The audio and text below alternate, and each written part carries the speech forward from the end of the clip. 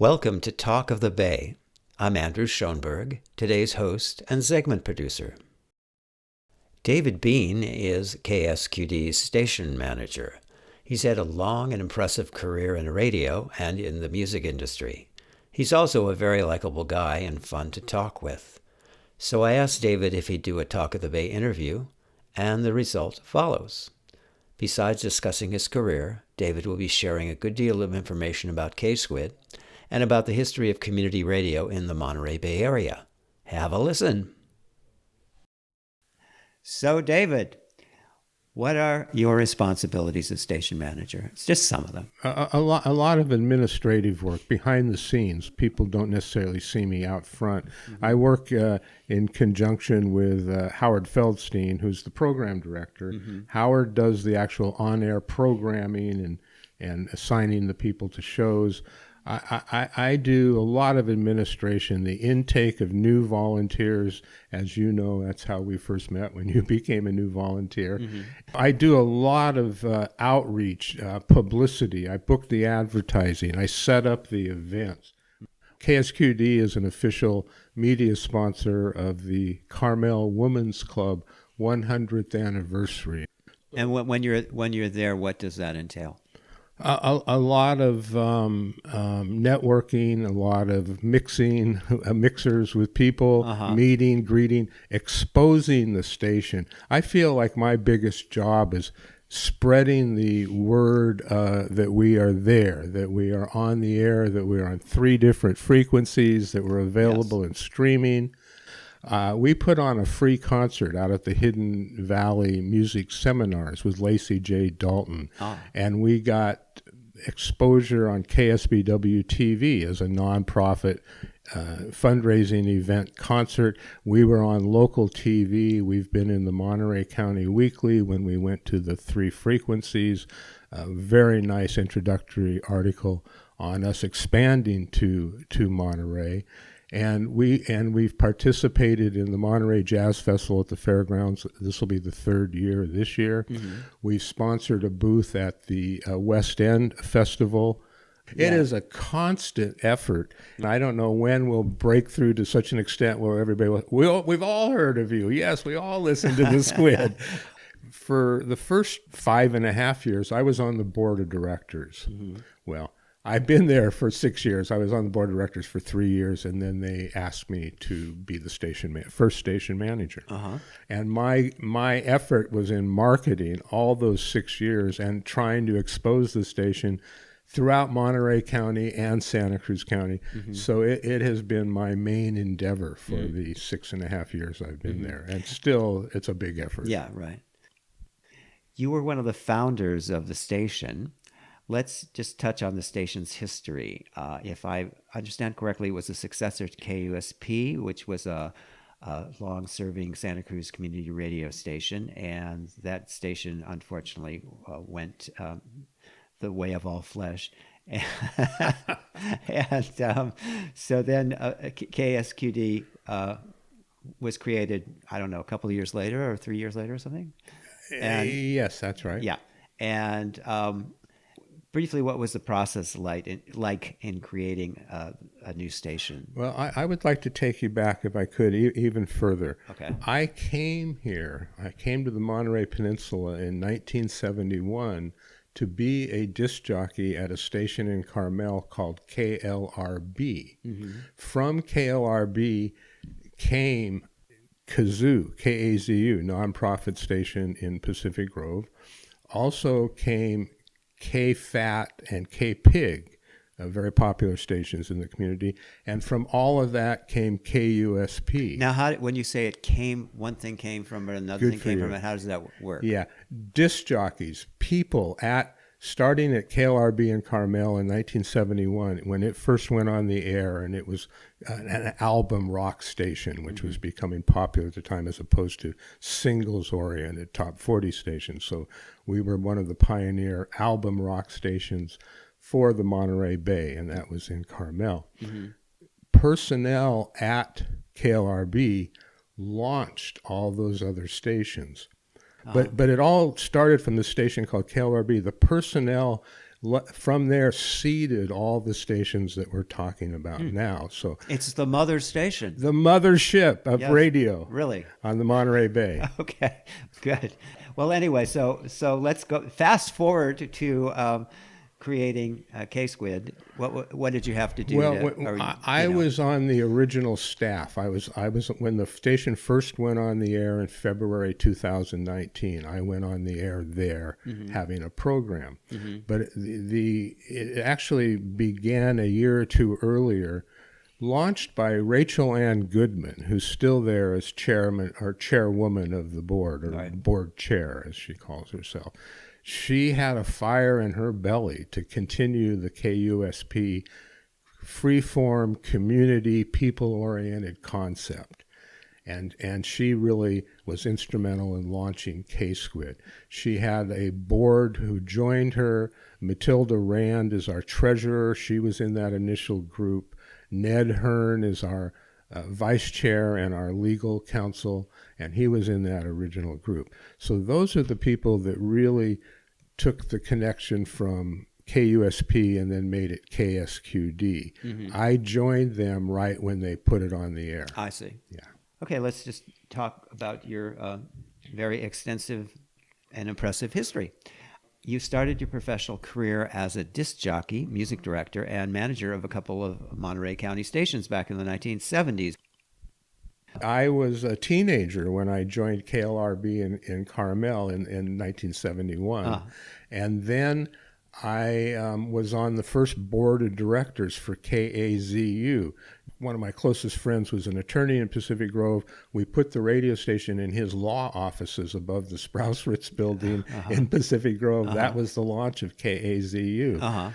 Then I went from KLRB across town to KZEN in Seaside, was the city of license at the time, and was a general manager and a small percentage owner of KZEN in Seaside. So that was a commercial station then? That was a commercial station. KAZU was a nonprofit station. Right. KZEN was a commercial station. And KAZU today, it's part of Cal State Monterey Bay. That's right. And it's an NPR station. Right. In case you've just tuned in, you're listening to Talk of the Bay on KSQD, community radio for all of the Monterey Bay, on 90.7, 89.7, and 89.5 FM, and streaming online at ksqd.org. I'm Andrew Schoneberg, and my guest is David Bean, our station manager. So we don't want to talk too much about KAZU because they're sort of the competition, right? So we've talked enough about them, I think. Let me point out that since I started here so long ago at KLRB that launched all these stations, it's a friendly family of competitors. I know all the people at all the other stations. Many of them we've worked together at other stations, and they've evolved to other stations. So I really enjoy calling it my brotherhood of radio personnel in the Monterey Bay, and a lot of great people who are really committed. Radio is a passionate commitment. I feel sort of lukewarm about it. but some people have had, no, I'm just joking. You've had an impressive and varied career in the music industry as well as in radio. Let's talk about that. You were president of 2 record labels, Pacific Arts Video Records and CTI Records. What were some of the responsibilities in those positions? I loved those positions because they took me from being local to national and international. Now, I've come back to being local with KSQD and really appreciate being a community station and supporting my community, being part of my community. But back when I was much younger and I became president of Pacific Arts Records and then Pacific Arts Video Records with Michael Nesmith, who perhaps most well known with the Monkees, but he pioneered video music in helping launch MTV, actually. Oh. Yeah. And so he took me from the Monterey Bay. he hired me first as vice president of national radio promotion, and I would travel to Boston and Cleveland and Miami and New York and Chicago and Seattle and San Diego, visiting radio stations to attempt to get airplay for a very eclectic record label, which Pacific Arts was. Nesmith Records, Charles Lloyd was on the label. And it exposed me to radio throughout the nation. And then with Pacific Arts, I started attending an international event in France called MIDEM, which is the World Music Marketplace in Cannes. Now, everybody is more familiar with the film festival in Cannes, which is actually a film marketplace also. What that means is, say, a film made in Turkey will try to get distribution in the United States, or a film made in the United States will try to get distribution in Japan or Australia. Well, it's at these world marketplaces where they make those licensing deals, both in film at Cannes and then also in music. So I started going to the music festival in Cannes through Pacific Arts, exposing me to international licensing, where I would license our records to those other countries, or in fact pick up a record and bring it back to the United States if appropriate. When I became president of CTI Records, CTI was a jazz label as opposed to Nesmith's label, which was more eclectic rock, country, jazz. CTI Records was pure jazz, owned by Creed Taylor, record producer. Creed Taylor produced The Girl from Ipanema with Stan Getz and Astrid Gilberto. That's a real classic, yeah. A classic and a top 10 island record for some people. Oh, you mean like if you were on a desert island? And you chose 10 records to be with you. Yeah. That record is often chosen as one of the 10 to get lost with. It's just a classic, as you mentioned. And he also produced George Benson and Freddie Hubbard, and I met Larry Coryell through CTI, who became a good friend of mine, and Larry was a great guy, as they all were. Just really exposure to the jazz world through Creed Taylor was a real honor to be able to experience. But also, I was international. We had a Japanese umbrella corporation funding us, so I would go to Tokyo for our corporate meetings. And I set up distribution in Europe and in Australia. So again, from Nesmith to CTI, the international exposure was priceless. And I also worked for over a decade with artists known as Jesse Colin Young. Jesse was the founder of the Youngbloods and most known for his classic song. Come on, people now, smile on your brother. That's the one. Right. And Darkness, Darkness, Be My Pillow is another one. Oh, gosh, you're naming the classics. Oh, yeah. That's Jesse. Yeah. Yeah. So I had the great fortune to, again, spend over a decade with Jesse. I met him at a music conference. You know what? I met Jesse introducing him at a concert in Santa Cruz at the Del Mar Theater. He was the headliner there, and our radio station, KLRB, was sponsoring the concert, and I was asked to MC the concert. Oh. So that's when I first met Jesse, and he was very clear in telling me his name was Jesse Colin Young, not Jesse Colin Young. Okay. So I got that straight. I have an old colon, not a colon. Yeah. But many years later, I ran into Jesse and his wife, Connie, which was his second wife at that time, at a music convention in San Francisco called the Gavin Convention. And they had just embarked on producing an independent album with no record label support. So they had funded it totally on their own. And in meeting me, they said, oh, yeah, you have a lot of radio experience and record label experience. Will you help us launch our new self-made record? So that's when I became professionally affiliated with Jesse. But in working with him, we became very close, and he ended up hiring me. Well, first of all, he licensed his whole catalog of records. The Song for Julie album was a classic that he had put out, and his other albums. He licensed them to my record label, which was called Beanbag Entertainment, or Beanbag Records. And so to have Jesse Colin Young's catalog distributed through me was a real feather in the cap and recognized in the music industry. And I worked with Jesse for several years releasing his records. And then he asked me to be his manager. And I worked with him for several years to be his manager. Jesse took a few years off, and we parted ways as a management team. In case you've just tuned in, you're listening to Talk of the Bay on KSQD, community radio for all of the Monterey Bay, on 90.7, 89.7, and 89.5 FM, and streaming online at ksqd.org. I'm Andrew Schoneberg, and my guest is David Bean, our station manager.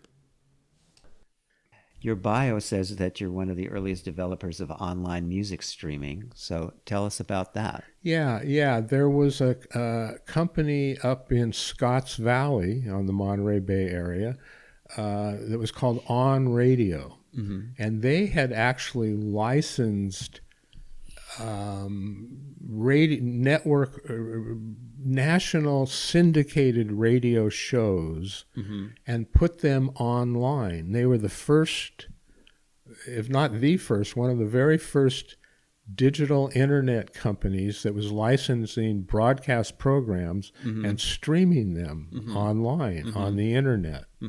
And they were hiring at the time. They were building up their enterprise, and recognized my experience in the music business and radio and thought I'd be a good crossover to this new internet streaming world.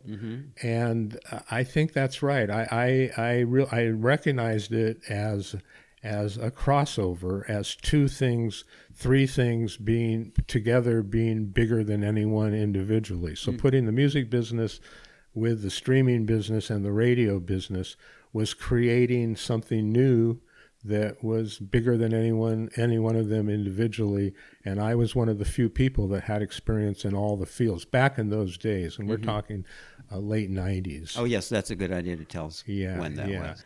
And I was fortunate to be there.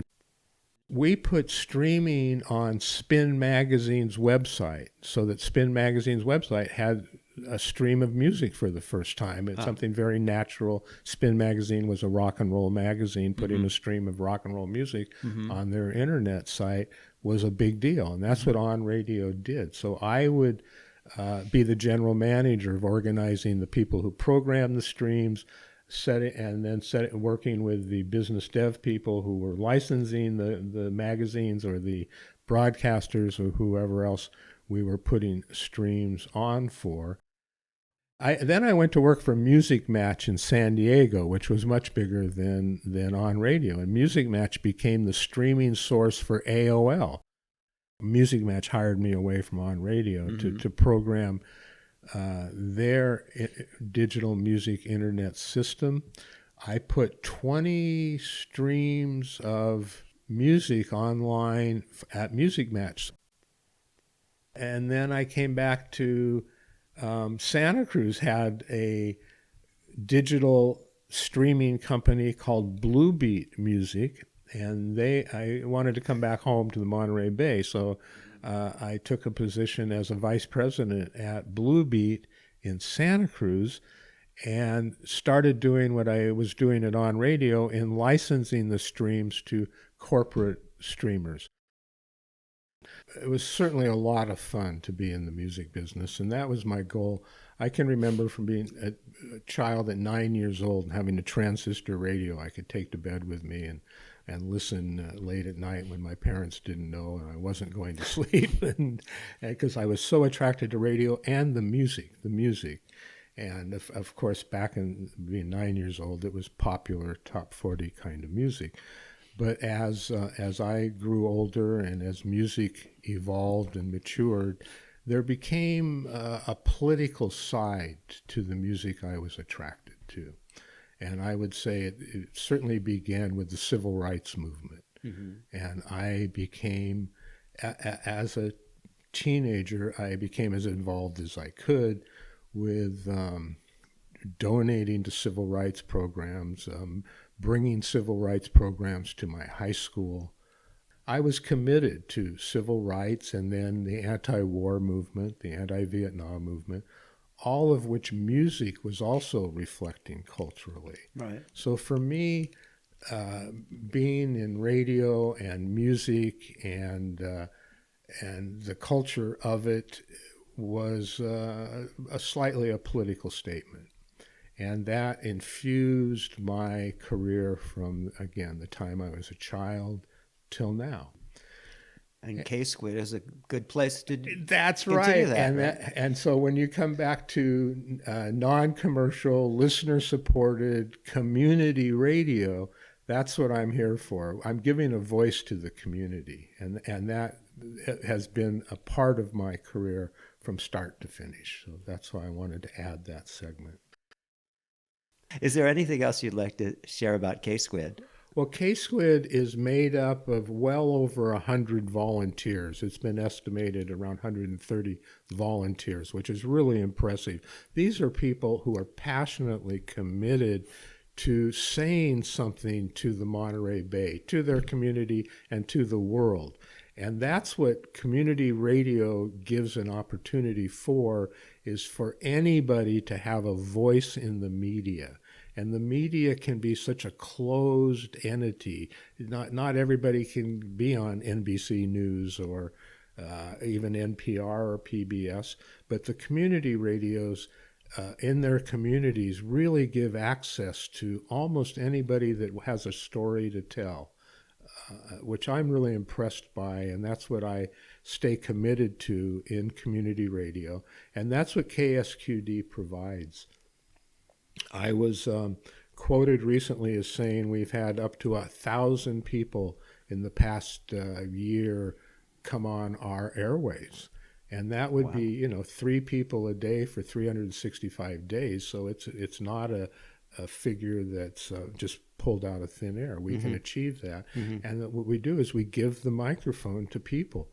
Now we have bands on playing original music, local music, sometimes national bands come through and play music. And then we have local politicians, local community leaders, local school district leaders, local organization and association leaders. All of them we give a voice to, a media voice, not just a soapbox in a square, but a bigger soapbox in a square through electronic medium and the digital medium. And I that's what just keeps me going. I'm really committed to that. I know this station is committed to that. The people that I mentioned earlier that founded the station are totally committed to giving a voice to people who wouldn't necessarily have a voice otherwise. And that's what KSQD provides. And we now have 3 towers or 3 frequencies broadcasting Santa Cruz, Watsonville, Salinas, Monterey, and Carmel. We cover the Monterey Bay entirely with radio broadcast in your car, any place you take a radio, but also streaming so that you can get it through any computer. You can get it on your phone with our app that you can download. And I have listened to KSQD in San Francisco and other remote places where I'm astonished that all I have to do is push the app button and the radio station comes on wherever I am. You told me about this when we met before, and I have not put it on my phone. Oh, my gosh. I will put it on my phone. Well, if you go out of town, I just can't believe how good it sounds better than sometimes the frequencies we listen to at home. So it's a marvelous invention. All right. Well, thanks so much for sharing this really interesting information. Hopefully it's interesting. Is it interesting, public? Yeah. Was this interesting? I hope it was interesting. Yeah, I think this will be an excellent segment. So thanks so much. Yeah. Support KSQD, right? Thank you, Andrew. Thank you for a good interview. Oh, you're welcome. You're great. You've been listening to KSQD Santa Cruz, KSQT Prunedale, KSQD, community radio for all of the Monterey Bay. I'm Andrew Schoneberg, and this has been Talk of the Bay.